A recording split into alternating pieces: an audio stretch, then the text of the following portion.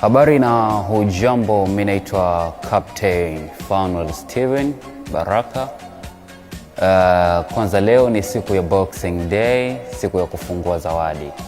Vipi uko kwako? Kama umeshafungua zawadi, basi jina la Bwana lihimidiwe, kwa sababu jana tulikuwa tuna siku nzuri sana ya kuzaliwa kwa Yesu Kristo na tuliandaa reminder time. Reminder time bado inaendelea.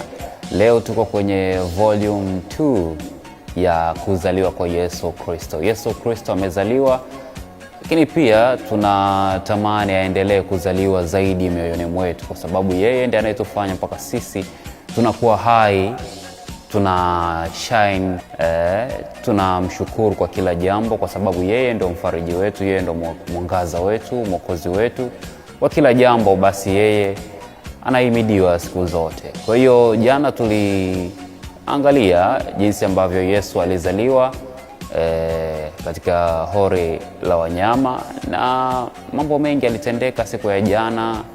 Sherehe ilienda vizuri, lakini pia mambo mengi yanaendelea. Kwa hiyo Reminder Time ni series nzuri sana ya kukuletea matukio kama haya, kama ile tukio la jana la kuzaliwa kwa Yesu Kristo, pale ambapo malaika Gabriel alimtokea Mariam na akamwambia utapokea mimba kwa uwezo wa Roho Mtakatifu na utamzaa mtoto na jina lake utamuita Yesu. Kwa hiyo ni unabii ambao ulitabiriwa na Yesu Kristo alizaliwa, na unabii ule ulitimia pale ambapo Mariam alibeba ujauzito na akamzaa mtoto Yesu, ambaye Yesu amekuja kuwa ukombozi wa dunia nzima kwa kila mwanadamu. Na yeye amesema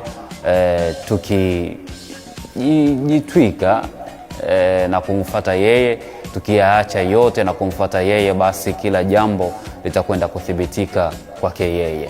Basi Reminder Time inaendelea, na mimi ndiye Father Reminder Time ambaye nakuletea matukio haya mbalimbali kuweza kukufahamisha basi nini ambacho kinaendelea ndani ya Reminder Time. Endelea kuifuatilia Reminder Time, utajifunza vitu vingi sana ndani yake. Yapo mambo mengi sana kujifunza ndani ya Reminder Time. Reminder Time inakufundisha vitu vingi sana.